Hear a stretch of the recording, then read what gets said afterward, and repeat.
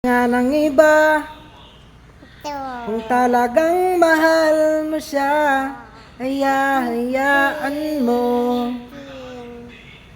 Hayaan mo na mamaalam. Hayaan mo na lumisan. Kaya't hiniling ko kay Bathala na sana hindi ka na mag-isa, na sana lang ingatan mo siya. Binaliwala niya ako dahil sa'yo, nawala na ng saysay ang pagmamahal.